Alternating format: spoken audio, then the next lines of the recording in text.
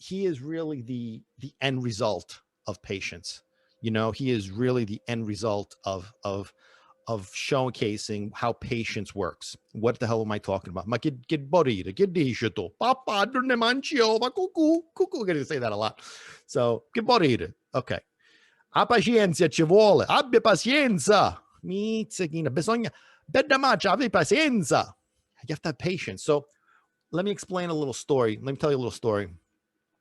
So, when I was living in Italy, we lived in a building, which, you know, there was a lot of buildings in Sicily. So downstairs from the building was like a number of stores, and one of the stores just happened to be a pet store, and it was a small little rinky-dink pet store. It wasn't like big, you know, and it had like fish primarily, like some rodents, birds. It was like supplies, but it was pets were really popular there. So this was like like a dirty little place. It was just small. It was just, whatever. I don't even know how it did any business, to be honest, but whatever.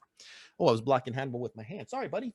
So so I used to go down there. I mean, I moved there. I moved to Italy when I was 10 years old. I'm going to say I was probably maybe like 12, 13, something like that.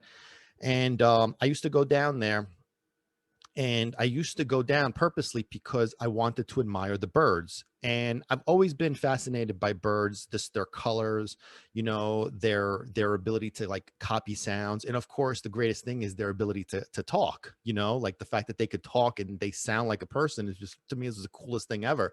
So I've always been fascinated by that.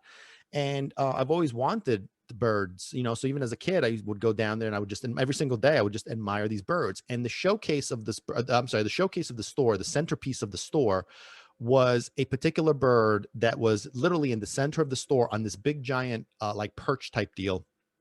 And it was a gray parrot with a red tail.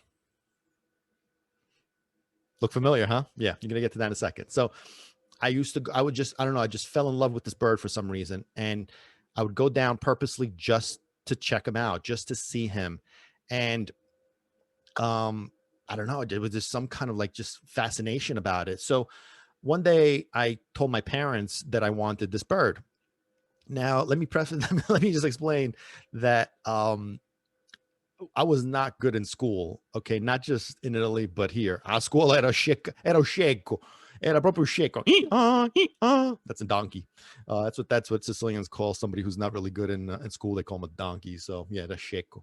So was not good in school. Wasn't really good at school here, but there, especially because the school system back then in Italy was bella mace. Oh, me fa sudare. It was so freaking complicated. It was so difficult, but we'll get to that another time. So, I wasn't that good in school. So I made a deal with my parents and I said, I'll tell you what, if I get straight A's, equal to straight A's in school, will you buy me the bird? And obviously, it was an expensive bird, big responsibility, the whole bit. Will you buy me the bird? And they agreed to it. Oh yeah, you get straight A's. Yeah. Now I realize now that, chi lo sapevano come iba a finire. They knew how this was going to turn out, that I wasn't going to pull it off. So needless to say, I didn't pull it off. So I did not get my bird. Now we're talking about patience, right? And so what do you guys think? Was that a good thing if that would have happened? 11, 12, 13 years old, moving back from Italy to America? Of course not. It wouldn't have been the right thing. Did I really want that bird? Oh my God. I was trying so hard to get him. Studiava come un forte. I was studying real hard, at least my version of studying, trying to like get this bird. I was so like, oh, I want this bird. I was dreaming about it. I was trying so, and then of course, the disappointment of it, but I really wanted this bird, like how many people like really, really want something. I really wanted this bird, but again, the timing wasn't right. So that's where we got to trust God's timing. God has a plan.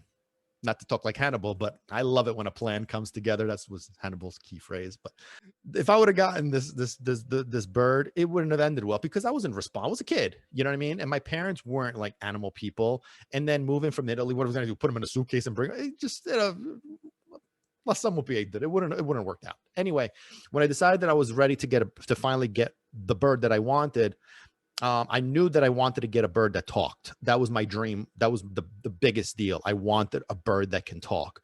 So I tried to go the adoption route. I really did. And let me tell you, based on what I know now, adopting a dog, it is so much easier than adopting a bird. And I get it. Like, there's a lot of irresponsible people that get birds and then they realize they can't handle them and all this kind of shit. So I get it. So, me being a new person, never had a bird before. The adoption people just were making this so difficult for me. And filling out the paperwork was like, oh my God, it was like it was like I was buying a freaking house. It was like mortgage papers, like, oh my God, it was crazy.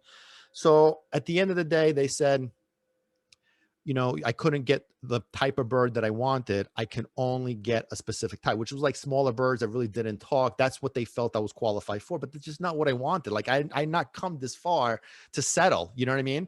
So I went the route. There was a bird store that I was familiar with. So I went in one day to talk to the owner of the store, and she was we were talking. I was telling her like what I was looking for, that the most important requirement was that I wanted a bird that could talk.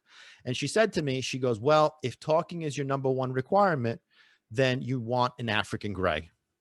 Uno che parla con se mai. And that's true. This guy won't shut up. But he's quiet right now because of the fact that, he's sitting there. But usually when I do these podcasts and he's back there in the cage behind me over there, he's yapping away. You guys are just lucky you can't hear him. He's cursing and talking and just won't shut up. So hopefully he'll get a little, less shy than soon, but I highly doubt it. He's in a foreign spot right now with me going on with this stuff. So he's like, I don't know, I don't trust you.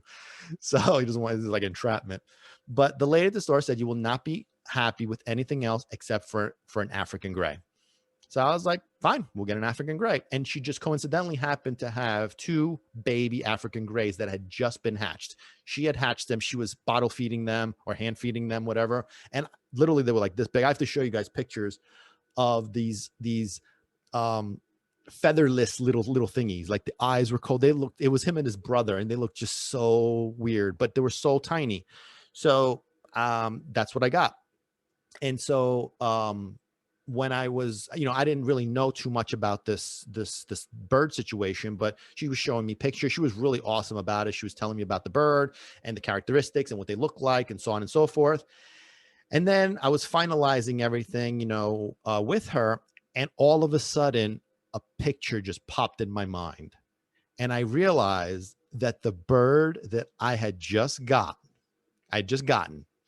was a bird that was a gray parrot with a red tail. The exact bird that I had fallen in love with all those years before while I was living in Italy.